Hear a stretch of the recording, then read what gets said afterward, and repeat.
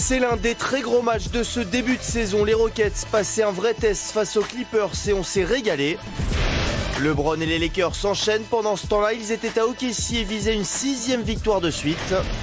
Le coup dur de la nuit pour Boston avec la blessure de Kemba Walker face aux Nuggets. 10 matchs au total hier, San Antonio à Philly, Luka Doncic face à Cleveland et une nuit NBA encore bien remplie. C'est quand même souvent le cas qu'elle soit bien remplie ces nuits NBA. Bonjour tout le monde, NBA Extra, c'est le week-end. On est en direct pendant 3 quarts d'heure pour vous parler de ces matchs qui donc nous ont animé notre nuit en NBA. Xavier Vossian et Jacques Monclar, bonjour messieurs. Salut. Bonjour, bonsoir Rémi, le Xav. Non mais c'est vrai que c'est souvent le cas que les nuits sont bien remplies en NBA, non? Oui, tu cherches une vanne, t'inquiète pas, je l'ai, mais je vais pas la sortir. Très bien. Déjà, il y a 10 matchs. Oui, c'est vrai, déjà. Ça oui. occupe un peu. Jacques, je n'ai pas partie de la vanne, hein, mais oui. Xavier a l'air en pleine forme, ça me fait peur. Oui. Mais il est trop souriant en ce moment, ça masque quelque chose. Oui, moi aussi, j'ai très peur des 45 minutes qui arrivent. Bon, un beau dessin sur ta feuille. Oui, un beau dessin, je vous le montrerai peut-être. Ou pas. Plus tard. Bref, attaquons par notre affiche de la soirée que vous avez peut-être vu en relive juste avant l'émission, ce Clippers Rockets. Oh, qu'elle était belle, cette affiche-là entre deux équipes qui nous faisait tellement envie en ce début de saison, Xav, parce que ça y est, on avait ce duo Kawhi-Paul George face aux deux fous là, de Houston. Ces deux-là, voilà. Ils sont toujours prêts à danser avant les matchs, hein, ça c'est leur classique. Kawhi est beaucoup plus sérieux et on va avoir un excellent James Harden. Qui va pas prendre 50 shoots, autant le dire tout de suite, mais qui va prendre de bons tirs pour lui, hein, et qui va être relativement adroit, même très adroit. 62-57, les Rockets font un très bon match. Un premier quart-temps difficile, mais alors pour le reste, ça va beaucoup mieux. Russell Westbrook ici dans les airs. Tout se passe très bien, trop bien pour les Rockets, parce qu'il y a bien un moment où les Clippers, oui, ce sont les Clippers, hein, je sais, les couleurs sont cheloues, le parquet est bizarre, mais c'est comme ça. Les Clippers vont revenir petit à petit dans le match. Kawhi Leonard ici. Et pour le meilleur sur Ben McLemore qui ne peut pas faire grand-chose. Puissance. Ouais, exactement. Russell Westbrook, plus 1 à ce moment. 3 désormais pour les Rockets. Oui, ça va un peu vite. 2 dernières minutes. Houston est devant d'un point. Ah là. Ça, j'aimerais en parler de ça. Il fait n'importe quoi, Beverly, en se jetant. Et il peut blesser Paul George. En plus, ouais, c'est vrai. Il arrive un moment où il ne faut pas faire n'importe quoi. Pour toi, puis toi dans le coin aussi. Wow, il aurait pu faire toute la salle. T'as vu, je le fais bien. Cette famille, les bruitages, tout ça, les images. Oui, exactement. Mais c'est pas terminé. Shoot énorme ici réussi par Paul George, puisque Harden avait raté son lancer précédemment. Et là, le contre, qui va envoyer la contre-attaque avec Kawhi Leonard, qui finalement récupère le ballon. Paul George, l'extra passe. Lou Will. Sweet Lou, qui a mis tous ses points en deuxième mi-temps, et beaucoup, 26, 30 secondes à jouer. Les Clippers sont devant d'un point, c'est pas forcément terminé avec James Harden ici.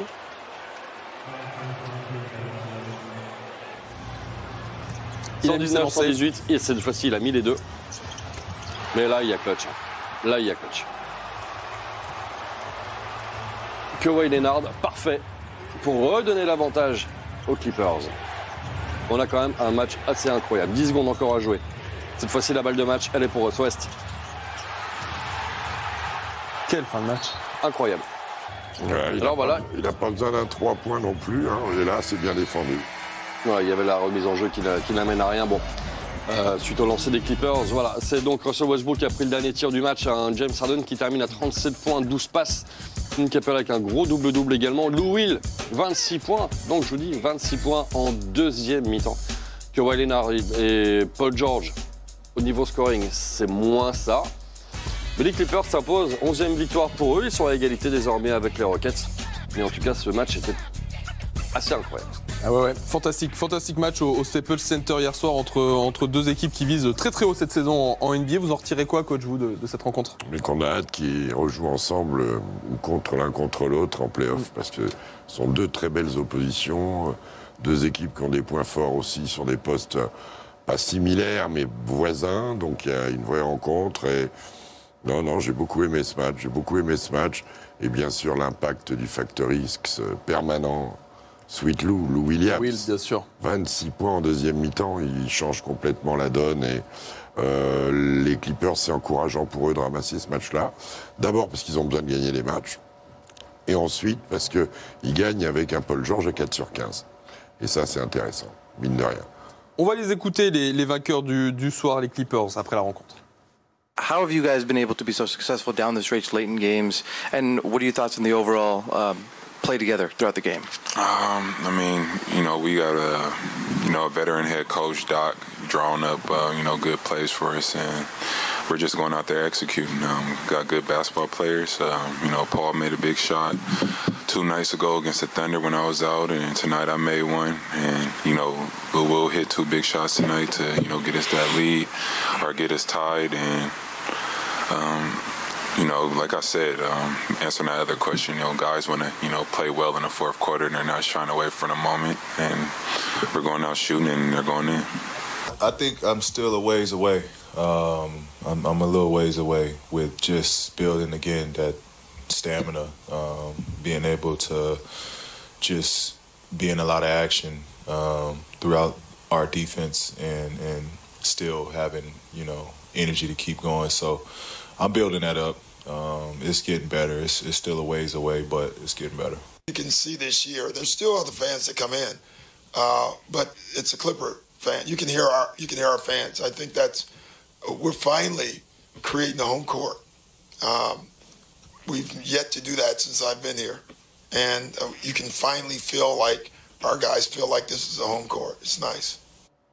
Ouais, plein de belles choses pour ces Clippers vainqueurs hier de ces Rockets. On va se refaire la fin de match, Xav, parce qu'elle était dingue cette fin de rencontre et vous allez me guider un petit peu au travers de ce qui se passe de bien ou de moins bien. Bon alors déjà, voilà, il y a ce truc absolument incroyable de James Harden. Évidemment, s'il met le lancer, ça change un peu plus les choses. Mais alors là, comment il emmène Patrick Beverley, et par contre, effectivement, Beverley derrière peut faire des dégâts. On revoit ici comment Paul George arrive à trouver derrière le Williams qui a réussi à se démarquer. Un gros oubli. De toute façon, la défense a été complètement absente chez les Rockets en 4e quart-temps. Ils encaissent 42 points en 4e quart-temps. C'est beaucoup trop. Et puis bon, voilà. Ok, il a peut-être pas fait grand-chose du match.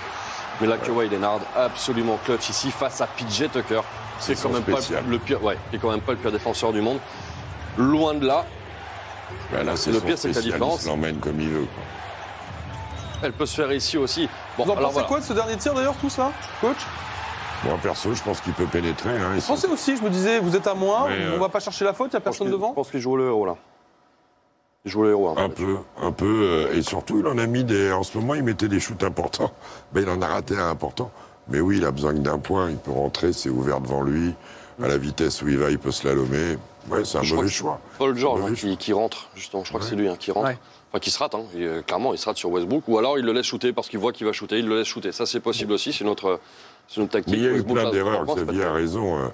Les Clippers, Houston, et notamment PJ Tucker, 2 fois sur l'écran, il ne sort pas sur Lou Williams. Ça permet à Lou Will de sanctionner.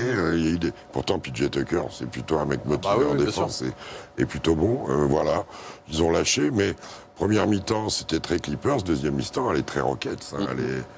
Ils ont été bons. Les 2 équipes ont été bonnes. Et ça donnait un très bon match cette nuit. On s'est régalé, on a retrouvé, vous savez, les 2 meilleurs potes entre ces 2 équipes, Pat Beverley et Russell Westbrook. Regardez à la fin du match, Pat Beverley qui se fout gentiment de la gueule de Russell Westbrook et de son shoot raté, bien sûr, et l'autre qui répond de l'autre côté. C'est des gamins un peu, non? Moi, je suis archi fan. J'adore quand il y a des petites rivalités comme ça. Et ils sont drôles. Le pire, c'est qu'ils sont très très drôles les 2. Regardez, il est vexé. C'est-à-dire que plus c'est bac à sable, plus ça nous fait rire. C'est vrai. Là, c'est très bac à sable. C'est très bac à sable, on est bien d'accord là-dessus. Bon, en tout cas, sachez que ces Rockets, on les retrouve et on est bien content dès demain soir à l'antenne sur BeIN. C'est la plus belle affiche sans doute de ce début de saison sur le SNL. Face à Dallas, Luka Doncic et Kristaps Porzingis face à Russell Westbrook et James Harden. 21h15 demain, on sera en Skype, vous le voyez à la mi-temps en direct avec Nicolas Batum qui a repris avec Charlotte et qui a encore longtemps joué la nuit dernière. Il nous racontera tout ça, Nico, son retour sur les parquets. Allez, on enchaîne avec l'autre équipe de Los Angeles qui était donc logiquement en déplacement. Du coup, ça se passait à Oklahoma City hier soir. Des Lakers qui ont galéré un petit peu, Xavier. Ouais, ils retrouvent Oklahoma City cette fois-ci. C'est à non point. Ça s'accroche et ça revient déjà un peu à la fin du 3e quart-temps. Shai Gilgeous-Alexander qui a été très très bon aussi hier, particulièrement en fin de match. Lui aussi, il trouve Diallo, mais non, mais c'est pas grave. Adam Swish, un bel oubli ici au rebond. Gilgeous-Alexander, on va le retrouver. Ici, c'est en pénétration, 109 partout. Ils reviennent. On est encore en début de quatrième quart-temps. LeBron James va aller chercher les 2 points et la faute. Et Diallo va se faire très mal là-dessus. Il va sortir. Aïe, aïe, aïe. Plus 4, LA. Avec la faute, Chris Paul. Chris Paul, exactement. Ça répond systématiquement pour OKC. Plus 1, Lakers, ouais. LeBron James, une fois, ça marche pas. Bah, c'est pas grave, il trouve Anthony Davis à 3 points avec la faute à 2 minutes 36 de la fin du match. Là, on pense que les Lakers ont peut-être fait la différence. Eh bah, pas encore. Hop, DJ Alexander qui envoie KCP bien plus laissé loin. passer. Et là, Danilo Gallinari, la longue passe pour... Ah bah oui, pour LeBron James. Ah, c'était ça la fameuse passe de tout à l'heure? Oui, il est bon pour récupérer les longues passes, LeBron. Ils ont plus de temps mort, ils jugent que c'est mieux de tenter la passe longue que le shoot Ave Maria. Shai Gilgeous-Alexander termine meilleur marqueur pour OKC. C'est la 10e défaite. Franchement, ce bilan de 5-10, il est vraiment pas avantageux parce que c'est pas mal ce qu'on voit pourtant à Oklahoma City. Mais pourtant, ça ne suffit pas pour battre les Lakers. 13-2, meilleure équipe de la conférence Ouest, avec un duo Davis-LeBron intouchable. 6e victoire d'affilée pour ces Lakers. Le cru de la nuit, coach, vous en pensez quoi? Sérieux, ils se font peur à la fin parce que c'est vrai qu'OKC a des qualités et de joueurs de petite taille alors que les Lakers sont plutôt grands. Non, c'est propre. Et puis Davis dominant. LeBron un peu partout comme d'hab. Voilà, et autour ce Javel McGee, pas mal. Caldwell Pope, pas mal. Ouais, il est bien dans le 5 en ce moment. Danny Green qui met des paniers en transition, en arrivée directe, qui fait des trucs. Ces deux-là sont bons, hein, Green et Caldwell Pope en ce moment. Et ça fait beaucoup de bien aux Lakers, ouais. Ces 2 jours-là. Écoutons LeBron James, évidemment, après le match. To get OKC back-to-back, you knew they were going to respond to the loss. What did you see from them saying in it? We already knew that. I mean, they're very good at home. We know that. And anytime you play a team back-to-back in the same week, and you beat them the first time, you're going to get a punch from them. So we handled all their runs. We made a run. They made a run. But we got enough stops down the stretch and made enough free throws and made enough shots to close the game out. I don't manage energy when I'm on the floor. That'd be cheating my teammates. So when I'm on the floor, I give it all that I got. I can rest on offense and make plays for my teammates, but on the defensive end, I got to be in tune. So, great win for us. LeBron James, après la rencontre, séquence tactique un petit peu, on va sortir les palettes de coach. Jacques, c'est pour vous. Regardez un peu le jeu de transition en attaque de ces Lakers. Bah là, déjà, ils sont en défense. Donc, on voit que ça change sur les écrans, mais en agressivité, que ça bataille, que ça fait une rotation pour retrouver tout ça. Ça stoppe. Et ça oblige à prendre un shoot difficile. Après, ça court large et ça court dans l'axe. On a vu McGee passer. On voit c'est Caldwell Pope en trailer et ça fonctionne. Voilà. Une relance autre, la sortie de balle, McGee. LeBron qui prend l'intérieur et qui a le choix d'aller au bout. Et il a 2 gars dans les corners, un à gauche, un à droite. Donc évidemment, la défense est obligée de lui laisser un peu de place. Et là, c'est interception directe. Sur une passe en bois, hein, quand même. Oui, au passage. Bon, ça, c'est plus Showtime qu'autre chose. Ouais. Là, c'est cadeau encore. Balle vivante, c'est dur de les perdre. L'intention de course est intéressante. Les joueurs vont dans des spots. Là-bas, à gauche, c'est Caldwell Pope qui reçoit la balle, qui a été disponible avec le ballon, connecté avec le ballon pendant toute l'action, et qui la reçoit à 45, 3 points en haut. Pim. Ils savent ce qu'ils font. Même courir, il faut courir de manière ordonnée.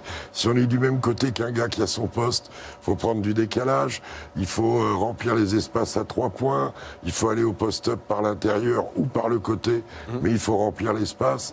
Voilà. Et c'est le porteur de balle qui, bien souvent, par la direction de son dribble et souvent vers le centre, détermine ça.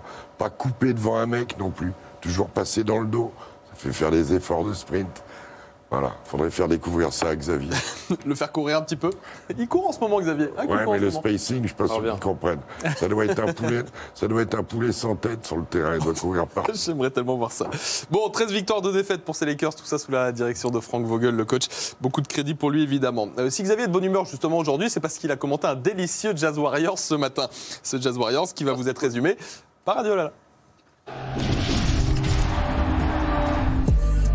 Le Jazz a enfin sa star de l'ère Post Malone, pas le chanteur. Donovan Mitchell est clairement le franchise player de Utah, les fans le kiffent et il leur rend bien. Face aux Warriors, Spider va inscrire 30 points, bien aidé par les 27 de Mike Conley. Et surtout, une grosse défense une fois de plus de Rudy Gobert.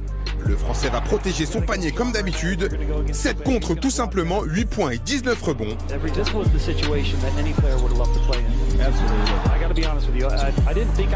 Malgré le gros match de ces 3 stars, les Warriors réussissent à avoir un ballon pour espérer, mais Gobert est toujours là pour la dissuasion. Victoire du Jazz, 113-109.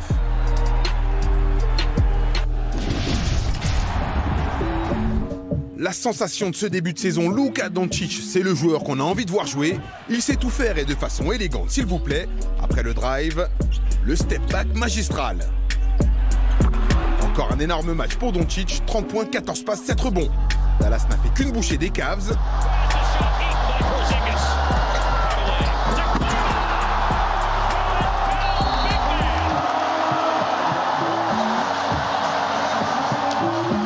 On n'avait pas encore vu de passe. Voilà un caviar pour Porzingis. Les Mavs en démonstration dans le Texas, score final 101-143. Pas de Kyrie, pas de Durant, pas de Levert. Spencer Dinwiddie est la première arme offensive des Nets. 23 points, 7 passes pour lui hier soir. Joe Harris en mode gâchette. 22 points. À 5 sur 7 à 3 points pour le vainqueur du dernier concours All-Star Game. Même sans ces stars, les Nets font le choix à Brooklyn.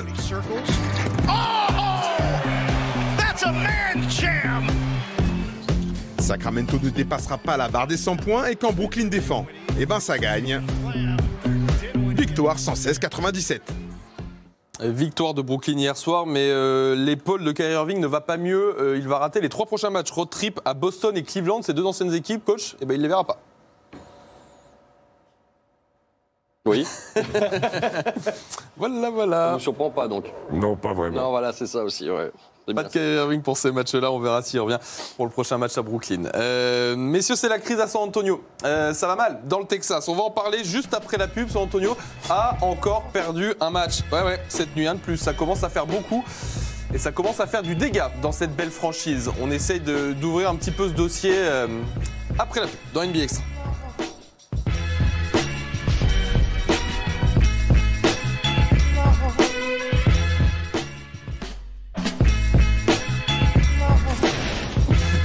Extra. On est toujours en direct encore jusqu'à 13h30 en compagnie de Jacques Monclar qui heureusement est calme et de Xavier Vaution qui malheureusement est toujours en vie. Tout va bien ? Jusque là ça va. C'est très dur, c'est très dur de bosser avec cet homme-là, sachez-le. On a encore plein d'images NBA de la nuit à vous montrer, notamment cette belle affiche entre Boston et Denver, 2 équipes qui là aussi visent très haut dans cette saison NBA. Et ben allons-y Xav, dans ce Pepsi Center, on va se faire peur en première mi-temps pour un joueur ? Ah bah pour lui. Kemba Walker, effectivement, il va se passer un truc là-dessus. Ouais. Il chute très lourdement. Le Marcus Smart est dur. Ah, visiblement, il est très dur. Non, c'est Ojeleye. C'est Ojeleye. Ah oui, c'est Ojeleye. Ah ouais, il évite. Il est bien dur aussi, visiblement. Parce qu'il a voulu éviter Marcus Smart. Tu te manges Ojeleye, c'est celui aussi. Non, mais blague à part, ça a été flippant. Hein. Très flippant parce que ça dure très longtemps. Comme un coup du lapin, sans doute. Quand on voit ce genre d'image, on est forcément immédiatement très inquiet pour le joueur. Et belle sortie du parquet, bel hommage du Pepsi Center. Mais à l'arrivée, on sera très rassurant sur la santé de Kemba Walker. On a appris ça un petit peu plus tard. Et c'est une bonne nouvelle. En attendant, il y a un match. Et le match, il est totalement à l'avantage des Nuggets. Ouais, ça a monté à 20 points, cette affaire. Et ces beaux maillots City Edition, ceux-là, je les aime bien. Ouais, ils sont magnifiques, ceux-là. Nikola Jokic face à Enes Kanter. Bon, là, il n'y a pas grand-chose à faire. Hein. Même si voilà, on est à 20 points, en milieu, quasiment 10 points en milieu de 4e quart-temps, parce que oui, petit à petit, les Celtics se reviennent. Denver fait n'importe quoi en deuxième mi-temps. Exactement comme Utah contre Golden State. Au passage, il y a des oublis, mais ça devient fou. Tu as l'impression que le match est terminé, en fait, pas du tout. Et il y a du talent à Boston. Jaylen Brown, 77-76, 1 point d'écart toujours, sur 2 séquences plus tard. Paul Millsap ici, N1. On va retrouver ensuite Marcus Smart. Cette bonne passe, ça c'est bien, ils se connaissent très bien, parce que celle-là, elle n'était pas simple. Jaylen Brown a 3 points. Et Denver est toujours devant. On arrive à 10 secondes de la fin du match. Le shoot clutch, il est décisif. Et ce sera terminé. Il est signé Jamal Murray, ce shoot. Denver le fait, s'impose. 11 victoires et 3 défaites, de plus en plus beau. Et donc, ils ont perdu. Donc ils sont passés à 11-4, les Celtics. Malgré un bon Jaylen Brown. Et puis en face, le triple-double de Nikola Jokic. Quand même le souligner, ça devenait un peu plus rare, mais voilà, bon match, très bon match. Victoire compliquée de ces Nuggets, on va en parler. J'aimerais d'abord qu'on revoie les images et qu'on revienne sur cette frayeur. Kemba Walker qui a donc été transporté à l'hôpital dans la soirée. Il en a été libéré de cet hôpital. A priori, ça va. Il entre bien sûr le protocole de commotion cérébrale. Ouais. Coach, a priori, littéralement plus de peur que de mal.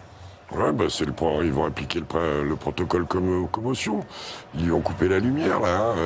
Il y a eu un truc qui s'est passé au niveau des cervicales. Et puis voilà, et on ferme. Et ils ont bien fait. Bon, après, ils prennent toutes les précautions au cas où. Mais le diagnostic est rassurant.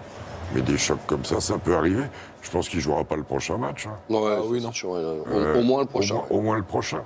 On va prendre bien sûr plein de précautions pour l'ancien meneur des Hornets. Parlons du match, donc, de ces Nuggets. Xav, vous le disiez, qui ont mené d'une vingtaine de points. Ça gagne, le bilan est bon, coach, mais on a l'impression que c'est jamais facile pour Denver. On va voir ça positivement, ça prouve qu'il y a du potentiel. Et là, on a Jokic qui est emmené à la fenêtre, on a Jamal Murray qui est sûr dans le final au moment où ils se font peur. On a vu un Will Barton efficace en première mi-temps. Paul Millsap a tendance à être bon dans les moments où ils en ont besoin. Mais c'est une équipe où ils sont bons les uns après les autres et pas ensemble, pour l'instant. Mais le potentiel est là.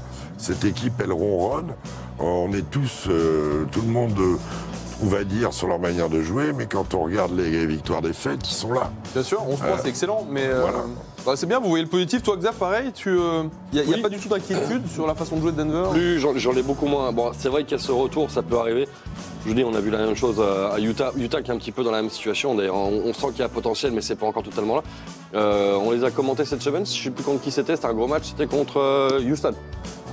La victoire, oui, quand ils mettent fin à la série de défaites de Houston. Ouais. Série de victoires de Houston. Et ça me fait penser, Xavier, que ça fait 2 fois de suite qu'ils tiennent des équipes qui ont des belles attaques sous les 100 points. C'est vrai. Donc ça aussi, c'est à leur crédit.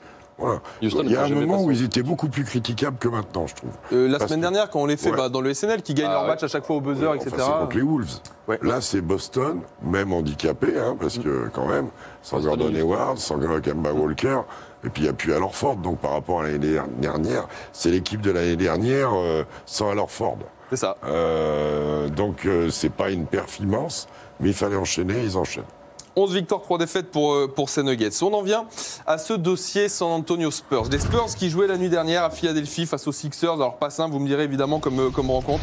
Greg Popovich qui retrouvait d'ailleurs son ancien disciple, Xav, Brett Brown. Ouais, Brett Brown, absolument. Joel Embiid, bien sûr, est là. C'est un des premiers qu'on voit en action. En tout cas, c'est le premier dans ce résumé.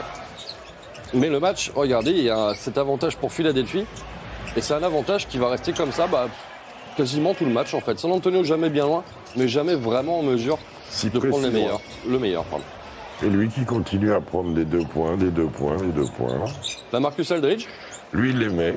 Ouais. Il a fait une première mi-temps intéressante aussi. Ce n'est pas toujours le cas. 8 sur 12 hier au tir. Ouais.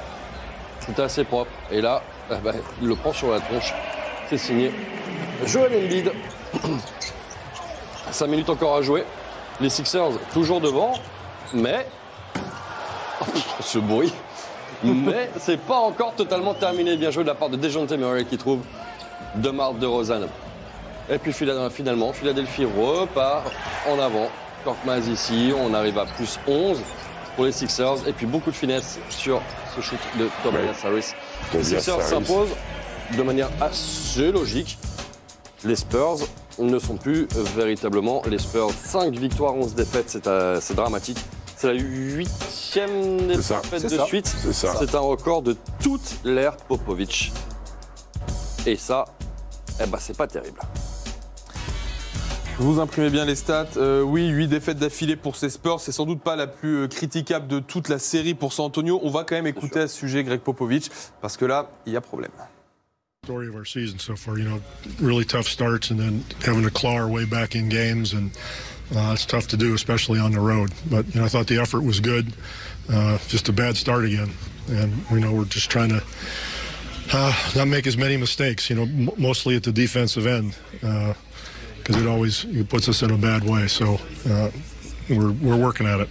We're trying to put it together defensively, and when you have a challenge like that, it can be as satisfying as anything else. I mean, you'd rather win, but if you're not winning, at least watching guys improve and working at stuff, things don't always go your way.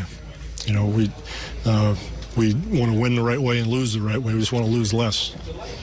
Alors Jacques Zach, je vais vouloir vous entendre au sujet des Spurs. Quelques chiffres d'abord pour remettre dans le contexte. 8 défaites d'affilée, ce n'était plus arrivé aux Spurs depuis 1997. À l'époque, c'était Bob Hill, le coach des Spurs, et Greg Popovich avait pris la suite dans la saison. Le nombre de jours à la tête des Spurs, donc depuis plus de 20 ans, 22 ans maintenant, où Greg Popovich a eu un bilan négatif, 71 en tout. Ce chiffre est en train d'augmenter, évidemment, puisqu'ils sont largement en négatif. Qu'est-ce qu'on pense? Est-ce qu'on est sur une crise, Jacques, à San Antonio? Crise de résultats et de manière évidente. Elle est due à quoi? Elle est due à leur mauvaise défense. Elle est due à un enchaînement de défaites. Elle est due à un calendrier où ils ont perdu des matchs à la maison qu'ils devaient prendre. Et là, comme vous le dites, perdre à Philadelphie, perdre à l'extérieur. On comprend. Bon, mais il arrive un moment où il faut arrêter ça. Parce qu'ils sont à 5 et 11, mais ils avaient commencé par 3 ou 4 gagnés. Oui, c'était bien au début. Ouais. La série est catastrophique. Donc... La défense et notamment la défense de la ligne arrière, de Rosanne qui n'a pas du tout de pouvoir à 3 points en ce moment, ce qui fait que sur le nombre de possessions cumulées à Aldridge, ça fait beaucoup trop de jeux à 2 points. Mais je pense que Dejounte Murray, même s'il a été mieux hier, Derrick White, Bryn Forbes, tout ça c'est en péril. Tout ça, c'est en péril. Le poste de meneur est critiquable en ce moment. Complètement. C'est de là que ça part. Ça devait être une force physique des Dejounte Murray. Et en ce moment, il avait bien débuté. Et là, il s'étouffe. Le petit Derrick White, il est resté en Chine après la Coupe du Monde. Ouais. Non, il touche pas un caramel. Et là, ils vont aux Knicks. Ils reçoivent les Lakers. Et derrière, je crois qu'ils en ont un prenable chez eux. Mais ils vont stopper ça à New York, évidemment. J'en suis même pas sûr, parce que ça aurait tendance à me faire plaisir qu'ils en gagnent un.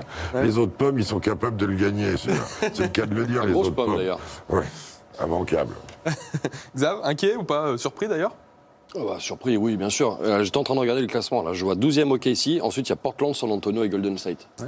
C'est quel délire. Les 2 dernières finales de conférence, c'était donc Golden State Lakers et Golden State Portland. Ouais. On est bien là. Magnifique. On a les 3 derniers.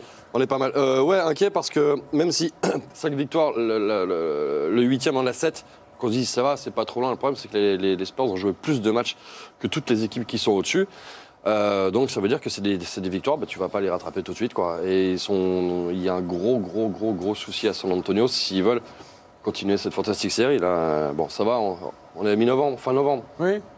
C'est mieux d'être là fin novembre que début avril. Oui. Mais bon, mais ça va bouger, 5 victoires. Elle va bouger. Oui, espérons d'ailleurs pour eux parce que là c'est compliqué. 5 victoires, 11 défaites. Je vous disais le bilan de ces Spurs. On a 3 autres affiches à voir à présent. Ça se passait à l'Est, tout en images. On va aller à Détroit pour commencer face à Atlanta et Triangle. Résumé, Benoît Pérez.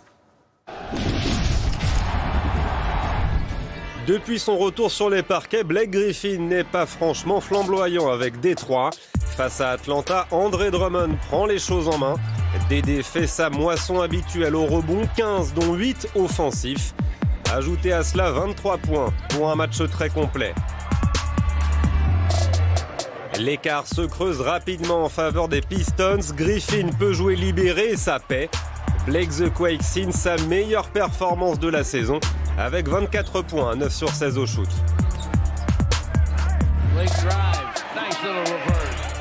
Atlanta est totalement absent à l'image de Trae Young bloqué à 9 points. La raquette des Hawks ne peut pas rivaliser face à Drummond et Griffin. Les Pistons retrouvent un peu le sourire en mettant fin à une série de 5 défaites consécutives. S'il n'y avait pas James Harden, on parlerait sûrement un peu plus des performances de Bradley Beal, laissé 30 points de moyenne. Washington recevait Charlotte, emmené par un Miles Bridges ultra chaud. 31 points pour le sophomore des Hornets, c'est évidemment son record en carrière. Et même quand la passe ne lui est pas destinée, Bridges est à la réception pour allumer. Charlotte prend 13 points d'avance dans le 4e quart-temps. Bradley Beal ne l'entend pas de cette oreille et active le mode comeback. 30 points encore pour l'arrière des Wizards. Washington recolle et passe devant sur un délice d'action collective. Beal, kick out, Bertans to the corner, McRae for 3. Got it! Wizards on top. Jordan McRae est l'invité surprise du Money Time pour faire plier les Hornets. Pour la première fois cette saison, Washington gagne 2 matchs d'affilée.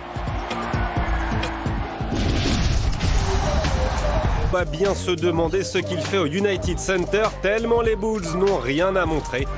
15 points pour Zach LaVine et c'est à peu près tout. Miami se balade. 5e succès consécutif pour le Heat, 2e de la conférence Est. Eh ouais, Miami 2e de cette conférence Est. On a vu toutes les images de la soirée. Est-ce que vous avez un MVP pour moi, messieurs? Vous avez fait les marioles à mettre Davis, LeBron la dernière fois. Là, là pour le coup, alors, je l'aurais mis. Ils ont réfléchi, parce que la NASA a réfléchi. Donc, Davis, Luka Doncic, triple-double. Mais moi, je le donne à Lou Williams pour la deuxième mi-temps, les 26. Ce serait qu'un demi-MVP, mais ouais, ça peut être Jokic aussi, il a un triple-double. Triple-double, Jokic. Non, parce que voilà. Bon, je les laisse blablater, mais ils ont tous les deux tort. C'est Anthony Davis, notre MVP de la nuit. J'avais un moitié bon aussi. Je te l'ai cité. Oui, d'accord, mais c'est facile d'en citer 14 aussi. Mais de toute façon, dès qu'il y a un maillot jaune le samedi, on sait que c'est pour eux. Je ne suis pour rien dans cette décision. Oui, évidemment. Je n'ai absolument pas influé, c'est une décision collégiale.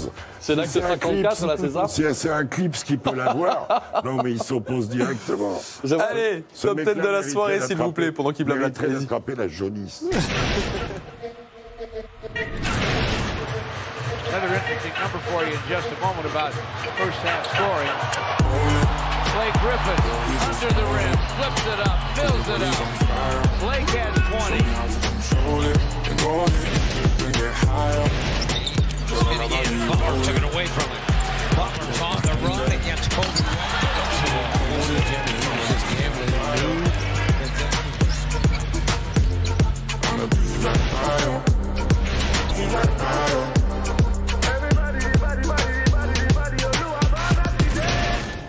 Lights down for the one I love right now.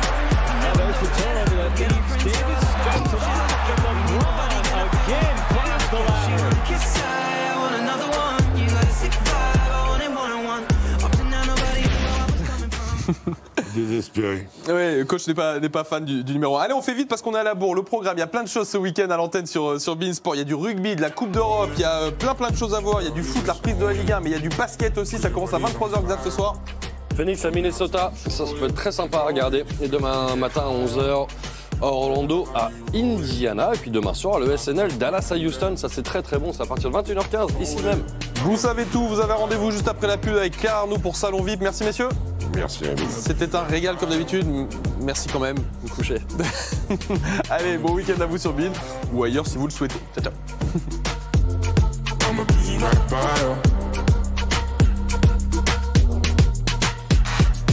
Lighters up, one time lighters up. Pulled up in the party when you saw me, I was lighting up my J. So go ahead and brighten up my day.